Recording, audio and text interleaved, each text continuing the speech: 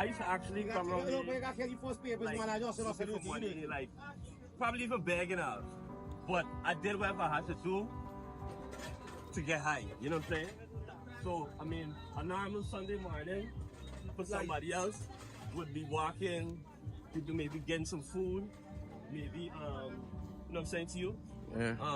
Stopping at the stand, maybe getting the household needs. But for me, it was just another day to get high. Actually used to like help me out because they know me from school, they know me from different occupations.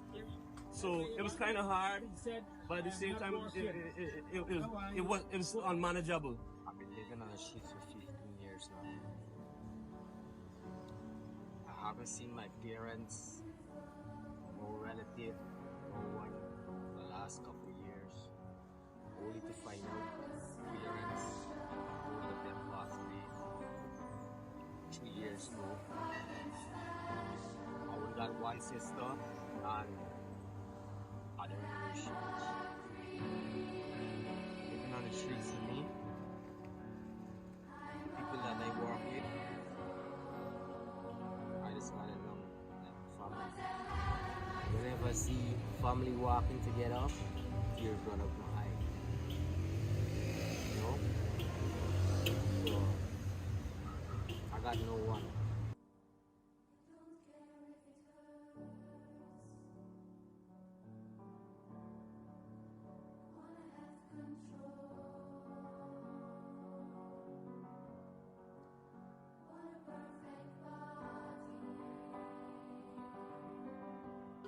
It's more like you filling a void of your trauma with more trauma. Because what I tell you, what cocaine does, it promises you joy and it ends up giving you something else. And it's like after that first hit, you're not yourself anymore. You're not really you're responsible for what you do, but you're not yourself. You have no control over it. And then you know that you absorb these things, it creates a chemical, it changes the chemistry in your brain. So you start to act funny, you start to do shit that you would normally do, you wouldn't think about doing, you would never do on a normal mind. So for me, that was just my journey, that was just, you know, like, so I used to be all around here. And I mean, the drug is a thing that is a constant something, and it's a very demanding drug. Like, yeah.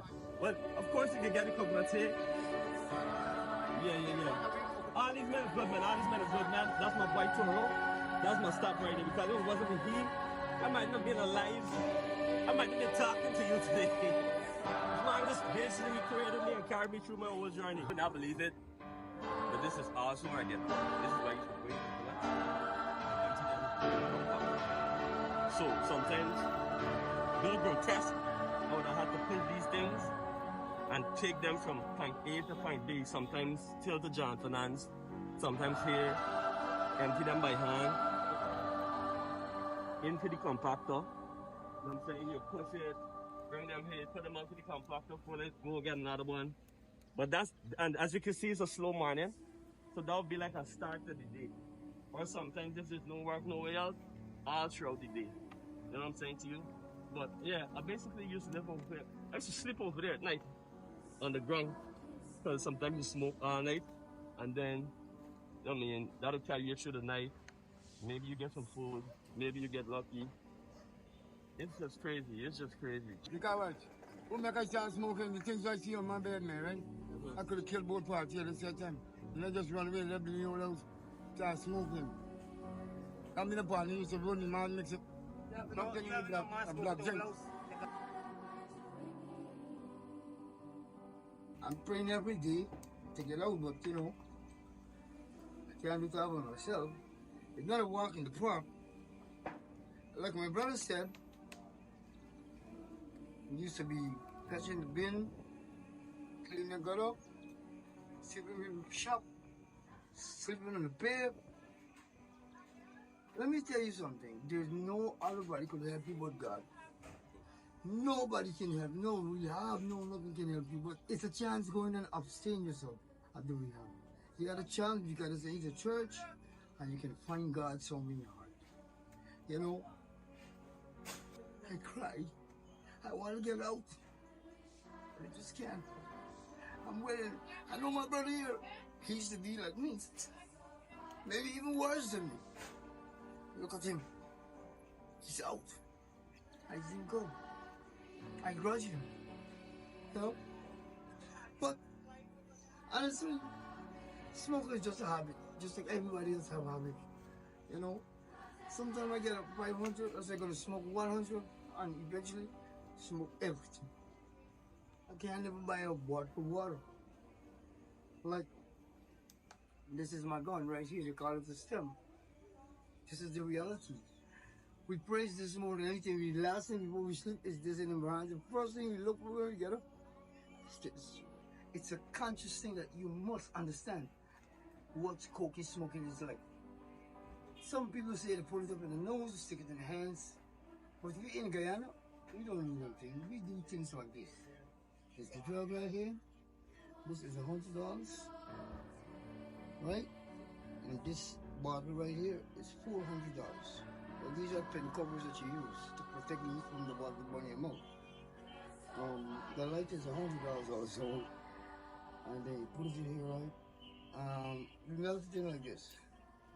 For it not to fall, because you cannot afford to buy another one at a time. You know? So you protect it, like melting it into the screen like this. And then you put it in your mouth.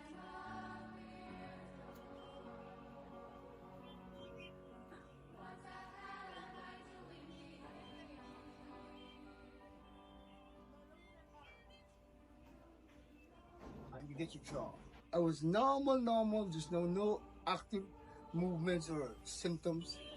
When you take this, your body language starts to speak differently. You move differently. Your eyes become faster. Your heart palpitates faster. And you know, some people like can't control it. I can help myself control this, right? Exchange with the smoke blowing by you. Like some people take a smoke, they start touching, start feeling, they start tasting, they start sensing, okay? You know, I had a choice. I would be home with my phone, but I just weak to my addiction. And I need some strength. I don't have anyone in the world who can understand me. Pray for me. Pray for me. I need it.